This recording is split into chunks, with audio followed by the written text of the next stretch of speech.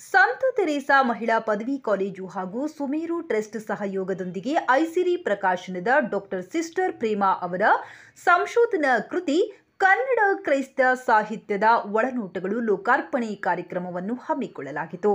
ಕೃತಿಯನ್ನು ಲೋಕಾರ್ಪಣೆ ಮಾಡಿ ಮಾತನಾಡಿದ ಡಾಕ್ಟರ್ ಮಂಜುನಾಥ್ ಪಾಳ್ಯ ಅವರು, ಸಂಶೋಧನೆ ಎಂಬುದು ನಿರಂತರ ಪ್ರಕ್ರಿಯೆ. ಮಹಾಪ್ರಬಂಧದ ರಚನೆಯಾದ ಮಾತ್ರಕ್ಕೆ ಸಂಶೋಧನೆ ಮುಗಿಯುವುದಿಲ್ಲ. ಬಹಳಷ್ಟು ಜನರು ತಮ್ಮ ಸಂಶೋಧನೆಯನ್ನು ಮುಂದುವರೆಸದೆ ನಿಂತ ನೀರನ್ನಾಗಿಸಿದ್ದಾರೆ ಎಂದು ಅಭಿಪ್ರಾಯವನ್ನು ವ್ಯಕ್ತಪಡಿಸಿದರು. ಬೆಂಗಳೂರು ನಗರ ವಿಶ್ವವಿದ್ಯಾಲಯದ ಸ್ಥಾಪಕ ಕುಲಪತಿಗಳಾದ ಪ್ರೊಫೆಸರ್ ಜಾಫೆಟ್ ಅವರು ಮುಖ್ಯ ಅತಿಥಿಗಳಾಗಿ ಆಗಮಿಸಿ, ಕನ್ನಡ ಸಾಹಿತ್ಯ ಒಂದು ಪ್ರೇಮಲೋಕವಿದ್ದಂತೆ, ಅದರೊಂದಿಗೆ ಒಡನಾಡುವವರಿಗೆ ಅದು ಪ್ರೀತಿಯನ್ನೇ ಉಣಬಡಿಸುತ್ತದೆ ಎಂದು ಹೇಳಿದರು. ಮತ್ತೋರ್ವ ಮುಖ್ಯ ಅತಿಥಿಗಳಾಗಿ ಬೆಂಗಳೂರು ಮಹಾಧರ್ಮ ಕ್ಷೇತ್ರದ ಶ್ರೇಷ್ಠ ಗುರುಗಳಾದ ವಂದನಿ ಸಿ ಫ್ರಾನ್ಸಿಸ್ ಅವರು ಸಿಸ್ಟರ್ ಪ್ರೇಮಾ ಅವರ ಸಾಧನೆಯನ್ನು ಮುಕ್ತವಾಗಿ ಮೆಚ್ಚಿಕೊಂಡರು. ಮರಿ ಜೋಸೆಫ್ ಅವರು ಸಂಶೋಧನಾ ಕೃತಿಯನ್ನು ಸಭೆಗೆ ಪರಿಚಯಿಸುವುದರೊಂದಿಗೆ ಕನ್ನಡ ಸಾಹಿತ್ಯದಲ್ಲಿ ಕ್ರೈಸ್ತ ಸಾಹಿತ್ಯವು ಪಡೆದಿರುವ ಮಹತ್ವದ ಸ್ಥಾನವನ್ನು ತಿಳಿಸಿದರು. ಕಾರ್ಯಕ್ರಮದಲ್ಲಿ ಡಾಕ್ಟರ್ ಸಿಸ್ಟರ್ ಪ್ರೇಮಾ ಅವರು ತಮ್ಮ ಸಂಶೋಧನಾ ಮಾರ್ಗದರ್ಶಕರಾದ ಡಾಕ್ಟರ್ ಮಂಜುನಾಥ್ ಪಾಳ್ಯ ದಂಪತಿಗಳನ್ನು ಸನ್ಮಾನಿಸಿ ಗೌರವಿಸಿದರು. ಸುಮೇರು ಟ್ರಸ್ಟ್ನ ವತಿಯಿಂದ ಡಾಕ್ಟರ್ ಸಿಸ್ಟರ್ ಪ್ರೇಮಾ ಅವರಿಗೆ ಸನ್ಮಾನಿಸಲಾಯಿತು. ಕಾರ್ಯಕ್ರಮದ ಅಧ್ಯಕ್ಷತೆಯನ್ನು ದಿ ಮೇರಿ ಸೈಲೆನ್ಸ್ ಸೊಸೈಟಿಯ ಅಧ್ಯಕ್ಷರಾದ ಡಾಕ್ಟರ್ ಸಿಸ್ಟರ್ ಜೆಸ್ಸಿ ಮರ್ಲಿನ್ ಅವರು ವಹಿಸಿಕೊಂಡು, ಸಿಸ್ಟರ್ ಪ್ರೇಮಾ ಅವರಿಂದ ಮತ್ತಷ್ಟು ಸಾಹಿತ್ಯ ಕೃಷಿಯನ್ನು ನಿರೀಕ್ಷಿಸುತ್ತಿರುವುದಾಗಿ ಹೇಳಿದರು. ಕಾರ್ಯಕ್ರಮದಲ್ಲಿ ಸುಮೇರು ಟ್ರಸ್ಟ್ನ ಪ್ರಧಾನ ಕಾರ್ಯದರ್ಶಿಗಳಾದ ಡಾಕ್ಟರ್ ನೋಟಾಕಾರ್ ಸತೀಶ್ ಅವರು ಸ್ವಾಗತ ಮಾಡಿದರು. ಕಾಲೇಜಿನ ಕನ್ನಡ ವಿಭಾಗದ ಮುಖ್ಯಸ್ಥರಾದ ಮಂಜುನಾಥ್ ಅವರು ವಂದನಾರ್ಪಣೆ ಮಾಡಿದರು. ಇದು ಭಾಗ್ಯವಯ್ಯ ತಮ್ಮ ಗುರುಗಳ ದಿವ್ಯಾಸ್ತ್ರದಿಂದ ತಮ್ಮ ಕೃತಿಯನ್ನು ಲೋಕಾರ್ಪಣೆಗೊಳಿಸಿಕೊಂಡ ಸಿಸ್ಟರ್, ನೀವೇ ಧನ್ಯರು. ನೆರೆದಿರುವ ಎಲ್ಲಾ ಸಾಹಿತ್ಯ ಅಭಿಮಾನಿಗಳ ಪರವಾಗಿ ತಮಗಿದು ಹೃತ್ಪೂರ್ವಕ ಅಭಿನಂದನೆಗಳು ಸಿಸ್ಟರ್.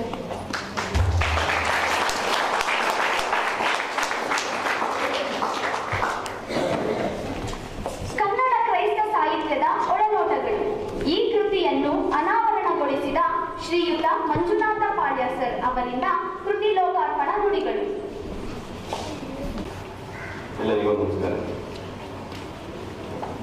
ವೇದಿಕೆಯ ಮೇಲಿರುವಂತಹ ಎಲ್ಲ ಹಿರಿಯ ಗಣ್ಯರಿಗೆ, ಇವತ್ತಿನ ಲೋಕಾರ್ಪಣೆಗೊಂಡಂತಹ ಕೃತಿಯ ಕರ್ತೃಗಳಾದಂತಹ ಡಾಕ್ಟರ್ ಸಿಸ್ಟರ್ ಪ್ರೇಮಾ ಮೇಡಮ್ ಅವರಿಗೆ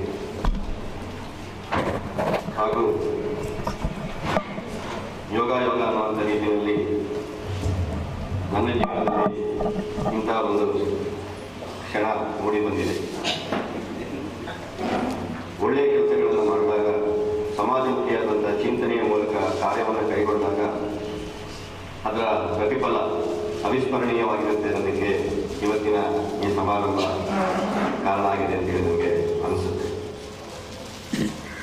ಇವತ್ತಿನ ಈ ಕಾರ್ಯಕ್ರಮದಲ್ಲಿ ಉಪಸ್ಥಿತಿರುವಂತಹ ಶ್ರೇಷ್ಠ ಗುರುಗಳು ಬೆಂಗಳೂರು ಮಹಾಧರ್ಮ ಕ್ಷೇತ್ರದ ವಂಶಿ ಫ್ರಾನ್ಸಿಸ್ ಅವರು ಹಿರಿಯರಾಗಿದ್ದಾರೆ. ಹಾಗೆಯೇ ನಾನು ವಿದ್ಯಾರ್ಥಿಯಾಗಿದ್ದಾಗ ಬೆಂಗಳೂರು ವಿಶ್ವವಿದ್ಯಾಲಯದಲ್ಲಿ MA ಮಾಡ್ತಾ ಇದ್ದಾರೆ 23 ವರ್ಷಗಳ ಹಿಂದೆ. ಜಾಫರ್ ಸರ್ ಅವ್ರನ್ನ ದೂರದಿಂದ ನೋಡಿ ಅವರ ಸಭೆ ಸಮಾರಂಭಗಳಲ್ಲಿ ಅವರ ಮಾತುಗಳನ್ನು ಕೇಳ್ತಿದ್ದಂಥ ವಿದ್ಯಾರ್ಥಿಗಳು ಇವತ್ತು ಅವರೊಟ್ಟಿಗೆ ನಾನು ಈ ಸಭೆಯಲ್ಲಿ ಇರುವಂಥದ್ದು ನನಗೂ ಸಹ ಯೋಗ ಅಂತ ಹೇಳಿ ಅಂದ್ಕೊಳ್ತೇನೆ. ಹಾಗೆಯೇ ಇವತ್ತಿನ ಈ ಕಾರ್ಯಕ್ರಮದಲ್ಲಿ ಅಧ್ಯಕ್ಷತೆಯನ್ನು ವಹಿಸಿರ್ತಕ್ಕಂಥವರು doctor sister Jessie Merlin madam ಅವರು. ಅವರಿಗೂ ಸಹ ನಾನು ನನ್ನ ಹೃತ್ಪೂರ್ವಕವಾದಂತಹ ನಮಸ್ಕಾರಗಳನ್ನು ಸಲ್ಲಿಸ್ತೇನೆ. ಹಾಗೆಯೇ ಮುಖ್ಯ ಅತಿಥಿಗಳಾಗಿ ಡೊಮಿನಿಕ್ ಸರ್ ಅವರ ಅನುಪಸ್ಥಿತಿಯಲ್ಲಿ ನಾನು ಅವರನ್ನು ಸಹ ಈ ಸಂದರ್ಭದಲ್ಲಿ ನೆನೆಯುತ್ತೇನೆ. ಹಾಗೆ ವೇದಿಕೆ ಮೇಲೆ ಫ್ರಾನ್ಸಿಸ್ ಸರ್ ಇದ್ದಾರೆ. ಈ ಕೃತಿಯನ್ನು ಕುರಿತು ಮಾತಾಡಲಿಕ್ಕೆ ಬಂದಿರ್ತಕ್ಕಂಥ ಮರಿ ಜೋಸೆಫ್ ಸರ್ ಇದ್ದಾರೆ. ಪ್ರಾರಂಭದಲ್ಲಿ ಸತೀಶ್ ಅವರು ಸ್ವಾಗತವನ್ನು ಮಾಡ್ತಾ ಸಾಧನೆಯನ್ನು ಮಾಡಿರ್ತಕ್ಕಂಥ ವ್ಯಕ್ತಿಗಳ ವೇದಿಕೆ ಇರುವಂಥ ಪದವನ್ನು ಬಳಸಿದರು. ಖಂಡಿತ ಈ ವೇದಿಕೆಯಲ್ಲಿ ಇರುವಂಥ ಸಾಧಕರಲ್ಲಿ ಅತ್ಯಂತ ಕಿರಿಯ ಅಂದರೆ ನಾನೇ ಸಾಧನೆಯ ಹಾದಿಯಲ್ಲಿ ಸಾಗುವಂತಹ ಪಯಣ ಸುದೀರ್ಘವಾಗಿರುತ್ತೆ. ಇಲ್ಲಿರ್ತಕ್ಕಂಥ ಅನೇಕ ಹಿರಿಯರು ಅಂಥ ಸಾಧನೆಯ ಮೈಲುಗಲ್ಲುಗಳನ್ನು ದಾಟಿ ನಮ್ಮೆಲ್ಲರಿಗೂ ಆದರ್ಶಪ್ರಾಯವಾಗಿದ್ದಾರೆ. ನಾವುಗಳು ಆ ನಿಟ್ಟಿನಲ್ಲಿ ಸಾಗಬೇಕಾಗಿರ್ತಕ್ಕಂಥ ಅಂಶಗಳು ಮತ್ತು ಮಾಡಬೇಕಾಗಿರ್ತಕ್ಕಂಥ ಕೆಲಸಗಳು ದೊಡ್ಡ ಮಟ್ಟದಲ್ಲಿ ಇದೆ ಅನ್ನುವಂಥ ಅರಿವನ್ನು ಇಟ್ಟುಕೊಂಡು ನಾವಿವತ್ತು ಈ ಸಮಾರಂಭದಲ್ಲಿ ಬಿಡುಗಡೆ ಮಾಡಿದಂಥ ಕೃತಿಯನ್ನು ಕುರಿತು ಹೆಚ್ಚು ಮಾತಾಡಲಿಕ್ಕೆ ಹೋಗೋದಿಲ್ಲ. ಕೃತಿಕಾರರನ್ನ ಕುರಿತು ಮಾತಾಡಲಿಕ್ಕೆ ಹೋದರೆ ಗುರು ಶಿಷ್ಯರು ಅವರವರನ್ನೇ ಹೊಗಳ್ಕೊಂಡ್ರೇನೋ ಅನ್ನುವಂಥ ಅಪವಾದ ಬರಬಹುದು. ಆದರೆ ಖಂಡಿತ ಅಪವಾದ ಬಂದರೂ ಪರವಾಗಿಲ್ಲ, ನಾನು ಅವ್ರ ಬಗ್ಗೆನೂ ಮಾತಾಡ್ತೇನೆ. ಯಾಕಂದರೆ ಒಳ್ಳೆಯ ಕೆಲಸಗಳಾದಾಗ ಒಳ್ಳೆಯ ಕೆಲಸಗಳನ್ನು ಮಾಡುವಂಥವರನ್ನು, ಅದರಲ್ಲಿಯೂ ಸಾಹಿತ್ಯಿಕವಾದಂಥ ಕೆಲಸಗಳನ್ನು ಮಾಡುವಂಥ ವ್ಯಕ್ತಿಗಳನ್ನು ಸಾಹಿತ್ಯ ಕುಟುಂಬದ ವ್ಯಕ್ತಿಗಳಾಗಿ ನಾವು ಅವರ ಕೆಲಸವನ್ನು, ಅವರ ಸಾಧನೆಗಳನ್ನು ಸ್ಮರಿಸಿಕೊಳ್ಳೇಬೇಕು ಮತ್ತು ಹೇಳಲೇಬೇಕಾಗುತ್ತೆ. ಆ ಹಿನ್ನೆಲೆಯಲ್ಲಿ ಈ ಎರಡು ವಿಷಯಗಳನ್ನು ಪ್ರಸ್ತಾಪ ಮಾಡಿ ನನ್ನ ಮಾತುಗಳಿಗೆ ವಿರಾಮ ಹಾಕಲಿಕ್ಕೆ ಪ್ರಯತ್ನಿಸ್ತೇನೆ. ಮೊದಲಿಗೆ ಇವತ್ತು ಲೋಕಾರ್ಪಣೆಗೊಂಡಂಥ ಕೃತಿ ಕನ್ನಡ ಕ್ರೈಸ್ತ ಸಾಹಿತ್ಯದ ಒಳನೋಟಗಳು ಅನ್ನುವಂಥ ಸಂಶೋಧನಾ ಪ್ರಬಂಧದ ಪರಿಷ್ಕೃತ ರೂಪ ಅಂತೇಳಿ ಇದನ್ನು ಪರಿಗಣಿಸಲಾಗಿದೆ. ಈ ಕೃತಿ ಸಿಸ್ಟರ್ ಪ್ರೇಮ ಅವರ ಸಂಶೋಧನಾ ಕೃತಿಯಾಗಿ ರೂಪುಗೊಂಡಿದ್ದು, ಇಲ್ಲಿ ಅನೇಕ ಹೊಸ ತರಗಳಿಗೆ ನಾವು ಬದಲಾಗಿ ಹೊಸ ಚಿಂತನೆಗಳಿಗೆ ಇದು ಒಂದು ವೇದಿಕೆಯಾಗಿ ರೂಪುಗೊಂಡಿದೆ. ಸಿಸ್ಟರ್ ಪ್ರೇಮ ಅವರು ತಮ್ಮ ಸಂಶೋಧನೆಯನ್ನು ಕೈಗೊಂಡಾಗ ಅನೇಕ ಜನ ನನ್ನ ಬಳಿಯಲ್ಲಿ ಎತ್ತಿದಂಥ ಪ್ರಶ್ನೆ, ಈ ವಿಷಯದ ಮೇಲೆ ತುಂಬ ಸಂಶೋಧನೆಗಳು ನಡೆದಿದೆಯಲ್ಲ ಅಂತ. ಆದರೆ ನಾನು ಸಿಸ್ಟರ್ ಪ್ರೇಮ ಅವ್ರ ಜೊತೆಯಲ್ಲಿ ಚರ್ಚಿಸಿದಾಗ ಸಂಶೋಧನೆಗಳಾಗಿದೆ, ಆದರೆ ಆ ಸಂಶೋಧನೆಗಳು ಮುಂದುವರಿಬೇಕಾಗಿರ್ತಕ್ಕಂಥದ್ದು ಬಹಳ ಪ್ರಮುಖವಾದಂತಹ ಅಂಶ. ಆ ನಿಟ್ಟಿನಲ್ಲಿ ಇವರು ಧೈರ್ಯವಾಗಿ ಈ ವಿಷಯವನ್ನು ಮುಂದುವರಿಸಿ ಅದರಲ್ಲೇನೋ ಗೊಂದಲ ಬೇಡ ಅಂತ ಹೇಳಿ ನಾವಿಬ್ಬರು ತೀರ್ಮಾನ ಮಾಡಿ ಈ ಸಂಶೋಧನೆಯನ್ನು ಅವತ್ತು ಮುಂದುವರಿಸಿದ್ವಿ. ಅದಾದಮೇಲೆ ನಾನು ಕಳೆದ 4 ವರ್ಷಗಳಿಂದ ಎಷ್ಟೋ ಸಾರಿ ಈ ಸಂಶೋಧನಾ ಮಾರ್ಗದರ್ಶಕರು ಮತ್ತು ಸಂಶೋಧನಾರ್ಥಿಗಳ ಸಂಬಂಧ PhD ಮುಗಿದ ತಕ್ಷಣ ನಿಂತೋಗ್ತದೆ. ಆದರೆ ನನ್ನ ಅದೃಷ್ಟವೋ ಏನೋ ಗೊತ್ತಾಗಿಲ್ಲ, ನಾನು ಸ್ವಲ್ಪ ಬೆನ್ಬಿದ್ದೆ ಅಂತದೆ. ಬಿದ್ದು ಒಳ್ಳೆಯ ಕೆಲಸವನ್ನು ಕೈಗೊಂಡಿದ್ದೀನಿ. ಅದು ಸಂಶೋಧನೆ ಆದ ತಕ್ಷಣ ನಿಂತೋಗ್ಬಾರ್ದು. ನಿಜವಾಗಿ ನೀವು ಮಾಡಿರ್ತಕ್ಕಂಥ ಕೆಲಸ ಒಂದು ಒಳ್ಳೆಯ ಕಾರ್ಯಕ್ಕೆ ಮುನ್ನಡೆಯ ರೂಪದಲ್ಲಿ ಅದು ಬೇಕಾಗಿದೆ. ಅದರಿಂದ ಈ ಕೃತಿಯನ್ನು ನೀವು ಪ್ರಕಟಿಸಲೇಬೇಕು ಅನ್ನುವಂಥ ಒತ್ತಡವನ್ನು ನಾನು ಅವ್ರ ಮೇಲೆ ಹೇಳಿದೆ. ಕಾರಣಾಂತರಗಳಿಂದ ಅದು ಹಲವು ವರ್ಷಗಳು ಮುಂದೂಡಲ್ಪಟ್ಟಿತ್ತು. ಕೊನೆಗೂ ನನ್ನ ಮಾತಿಗೆ ಕಟ್ಟು ಬಿದ್ದು ಅವರು ಈ ಕೃತಿಯನ್ನು ಪ್ರಕಟಿಸುವಂಥ ಕೆಲಸವನ್ನು ಮಾಡಿದ್ರು. ಅದಕ್ಕಾಗಿ ನಾನು ಮತ್ತೊಮ್ಮೆ ಅವರಿಗೆ ಅಭಿನಂದನೆಗಳನ್ನು.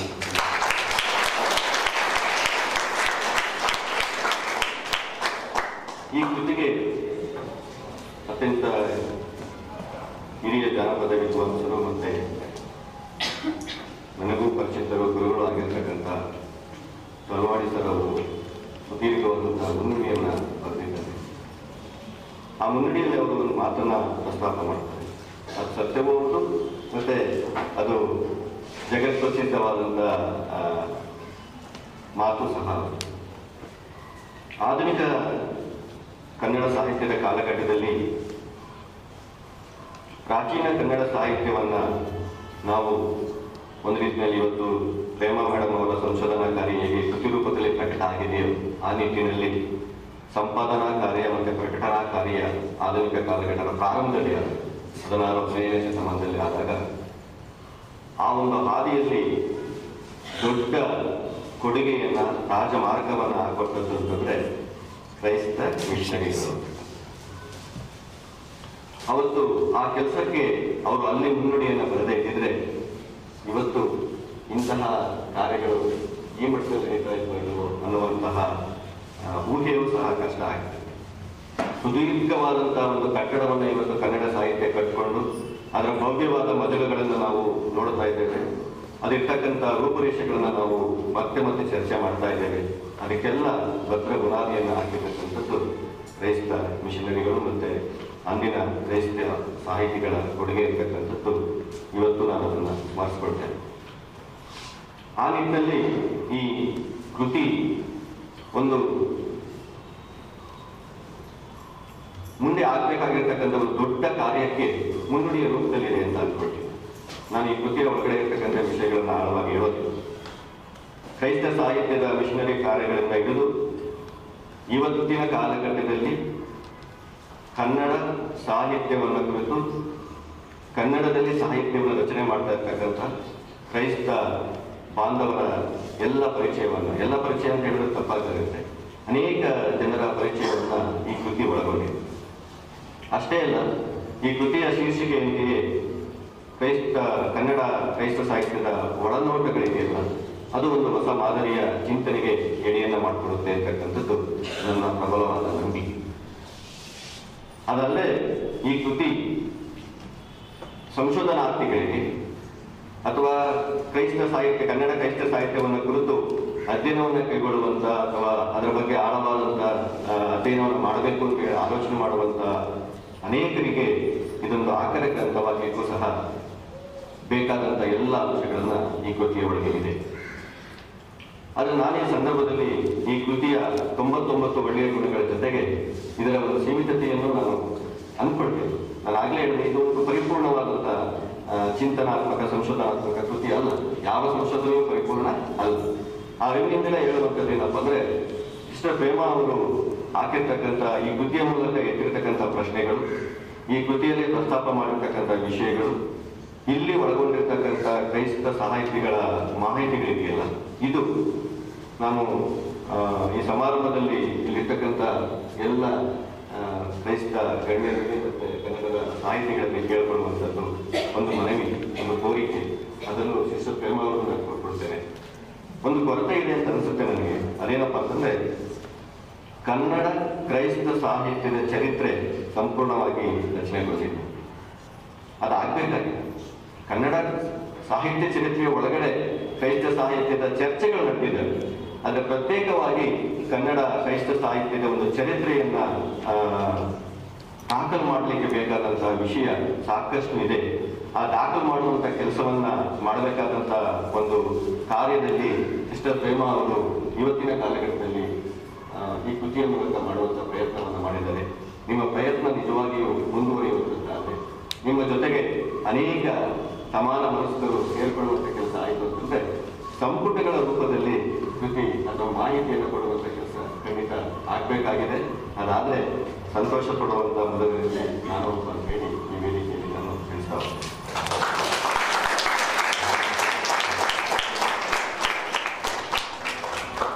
ಇನ್ನು ಕೃತಿಯ ಕುರಿತು ಹೆಚ್ಚು ಮಾತುಗಳನ್ನು ಹೇಳೋದು, ಸಿಸ್ಟರ್ ಪ್ರೇಮಾ ಅವರ ಬಗ್ಗೆ ನಾನು ಕೆಲವು ಮಾತುಗಳನ್ನು ಹೇಳಲೇಬೇಕಾಗಿದೆ. ಅವರು ಸಂಶೋಧನೆಯನ್ನು ಮಾಡಲಿಕ್ಕೆ ಜೈನ ವಿಶ್ವವಿದ್ಯಾಲಯಕ್ಕೆ ಬರುವವರೆಗೂ ಅವರ ಮತ್ತೆ ನನ್ನ ಪರಿಚಯ ಒಬ್ಬರಿಗೊಬ್ಬರಿಗೆ ಇರಲೇ ಇರಲಿ.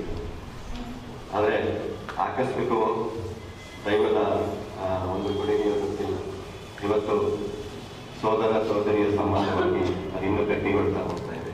ಅದಕ್ಕೆ ನಾನು ನಿಜವಾಗಿಯೂ ದೈವವನ್ನು ಸ್ಮರಿಸ್ತೇನೆ. Madam thanks.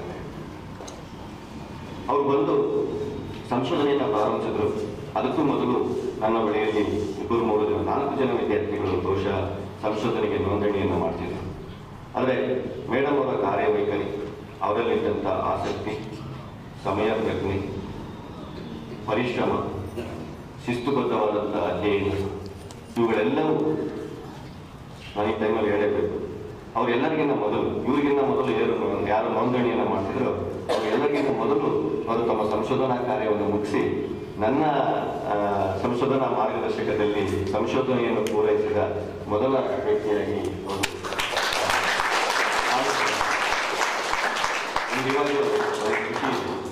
ಮತ್ತೊಂದು ವಿಷಯ, ಆ ಸಂದರ್ಭದಲ್ಲಿ ಅವರ ಸಂಶೋಧನಾ ಕೃತಿಯನ್ನ ಬಾಹ್ಯ ಮೌಲ್ಯಮಾಪಕರಾಗಿ ಆಗಮಿಸಿದ್ದವರು ನನ್ನ ಸಂಶೋಧನಾ ಗುರುಗಳಾಗಿರ್ತಕ್ಕಂಥ ಡಾಕ್ಟರ್ ಎಂ ಸುಮಿತ್ರಾ ಮೇಡಮ್ ಅವರು.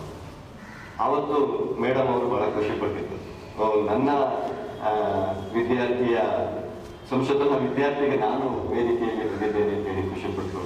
ಇವತ್ತು ನೀವು ನನಗೆ ಮತ್ತೊಮ್ಮೆ ಅವಕಾಶವನ್ನು ಮಾಡಿಕೊಟ್ರಿ. ಈ ಸಂದರ್ಭದಲ್ಲಿ ಈ ಎಲ್ಲ ಇವತ್ತು ನಾವೇನು ಅದು ಸಾಹಿತ್ಯಿಕವಾಗಿರಲಿ, ಶೈಕ್ಷಣಿಕವಾಗಿರಲಿ, ಏನೇ ಕೆಲಸವನ್ನು ಮಾಡ್ತಾ ಇದ್ರೆ ಇದಕ್ಕೆಲ್ಲ ಕಾರಣ ಅಂತಂದ್ರೆ ನಮ್ಮಗಳಿಗೆ ಜ್ಞಾನವನ್ನು, ವಿದ್ಯಾದಾನವನ್ನು, ಅರಿವನ್ನು ಮೂಡಿಸಿದಂಥ ತಂದೆ ತಾಯಿಗಳು ಮತ್ತು ಗುರುಗಳು. ಅವರ ಆಶೀರ್ವಾದವೇ ಬಹುಶಃ ನಮ್ಮನ್ನೆಲ್ಲ ಇಲ್ಲಿಯವರೆಗೆ ಕರ್ಕೊಂಡ್ಬಂದಿದೆ. ಈ ಆಶೀರ್ವಾದದಿಂದ ನಾವು ಮಾಡಬೇಕಾದಂಥ ಒಂದು ಕೆಲಸ ಅಂತಂದ್ರೆ ನಮ್ಮ ಸಾಧನೆಗಳ ಜೊತೆಯಲ್ಲಿ ಸಾಮಾಜಿಕ ಚಿಂತನೆ ಮತ್ತು ಸಮಾಜಮುಖಿಯಾದ ಪ್ರಜ್ಞೆಯನ್ನು ಬೆಳೆಸ್ಕೊಂಡ್ರೆ ಆ ಕೆಲಸಕ್ಕೆ ನಿಜವಾದಂಥ ಅರ್ಥ ಬರುತ್ತೆ. ಕಾರಣ ಏನಪ್ಪಾ ಅಂತಂದ್ರೆ ಇರ್ತಕ್ಕಂಥ ಎಲ್ಲ ಮಹಾನ್ ಚೇತನೆಗಳು ಮಾಡ್ತಿರ್ತಕ್ಕಂಥ ಕೆಲಸ ಸಾಮಾಜಿಕ ಪ್ರಜ್ಞೆಯ ಮೂಲಕ ಸಮಾಜವನ್ನು ಕಟ್ಟುವಂಥ ಕೆಲಸ. ಇವತ್ತು ಸಮಾಜಕ್ಕೆ ಅತ್ಯವಶ್ಯಕವಾಗಿ ಬೇಕಾಗಿರ್ತಕ್ಕಂಥದ್ದು ಮಾನವೀಯ ಸಂಬಂಧಗಳನ್ನ ಉಳಿಸಿ ಬೆಳೆಸುವಂತಹ ಒಂದು ಸಂಬಂಧ ಬೇಕಾಗಿದೆ, ಮೌಲ್ಯ ಬೇಕಾಗಿದೆ, ಅರಿವು ಬೇಕಾಗಿದೆ, ಚಿಂತನೆ ಬೇಕಾಗಿದೆ. ಆ ಚಿಂತನೆಯನ್ನು ಮಾಡಲಿಕ್ಕೆ ಇರ್ತಕ್ಕಂಥ ಒಂದೇ ಒಂದು ಶಕ್ತಿ ಯಾವತ್ತಿದೆ ಅಂತ ಪ್ರಬಲವಾದ ಶಕ್ತಿ ಸಾಹಿತ್ಯ ಆಗುತ್ತೆ. ನಾವೆಲ್ಲರೂ ಇಲ್ಲಿ ಸೇರಲಿಕ್ಕೆ ಕಾರಣ ಯಾಕಪ್ಪ ಅಂತಂದ್ರೆ ಈ ಸಾಹಿತ್ಯದ ರಚನೆ ಮತ್ತು ಸಾಹಿತ್ಯದ ಅಧ್ಯಯನ, ಸಾಹಿತ್ಯದ ಓದುವುದು. ನಾವೆಲ್ಲರೂ ಅದರಲ್ಲೂ ವಿದ್ಯಾರ್ಥಿಗಳಿರೋದ್ರಿಂದ ನಾನು ಈ ಮಾತನ್ನು ಹೇಳ್ತೀನಿ. ನಾನು ಸಹ ಸಾಹಿತ್ಯದ ವಿದ್ಯಾರ್ಥಿಯೇ. ಯಾವತ್ತು ನಾವು ಸಾಹಿತ್ಯದ ವಿದ್ಯಾರ್ಥಿಗಳಾಗಿ ಪಯಣವನ್ನ ಸಾಗಿಸ್ಲಿಕ್ಕೆ ಅಂತ್ಯದವರೆಗೆ ನಮ್ಮ ಈ ಪಯಣವನ್ನ ಕೊಂಡೊಯ್ಯಲಿಕ್ಕೆ ಪ್ರಯತ್ನ ಪಡ್ತೀವೋ ಆಗ ನಮ್ಮಿಂದ ಒಂದಿಷ್ಟಾದ್ರೂ ಒಳ್ಳೆಯ ಕೆಲಸಗಳು ಸಮಾಜಕ್ಕೆ ಆಗ್ತವೆ ಅನ್ನುವಂಥ ಪ್ರಬಲವಾದ ನಂಬಿಕೆ ನನಗಿದೆ.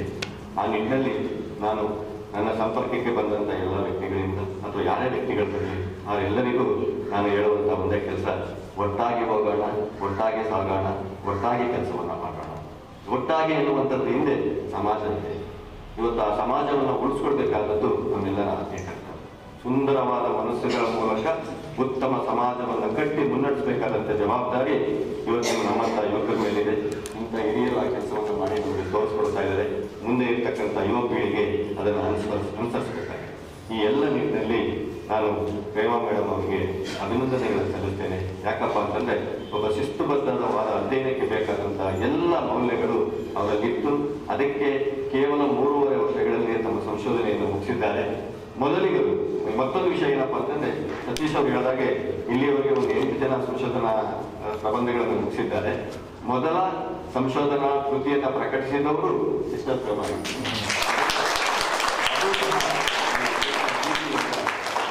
ಅತ್ಯಂತ ಪ್ರೀತಿಯಿಂದ ನಾನು ಅವರಿಗೆ ಅಭಿನಂದನೆಗಳನ್ನ ಸಲ್ಲಿಸ್ತೇನೆ. ಕ್ಷಮೆಯಲ್ಲಿ ಇವತ್ತಿನ ಈ ಸಭೆಯಲ್ಲಿ ಅನೇಕ ಹಿರಿಯರು ಇದ್ದಾರೆ. ಹಾಗೆಯೇ ನನ್ನ ಗುರುಗಳಾಗಿರ್ತಕ್ಕಂಥ ಭುವನೇಶ್ವರ್ ಸರ್ ಸಹ ಇದ್ದಾರೆ. ಸರ್, ನಿಮ್ಮ ಆಶೀರ್ವಾದಗಳು, ನೀವು ನಮಗೆ ಹಾಕಿಕೊಟ್ಟಂಥ ಮಾರ್ಗಗಳು ಇವತ್ತು ನಮ್ಮ ಕೆಲಸಗಳನ್ನು ಮಾಡಲಿಕ್ಕೆ ಸಾಧ್ಯ ಆಗ್ತದೆ. ನಿಮಗೂ ಸಹ ನನ್ನ ಪೂರ್ವಕವಾದಂಥ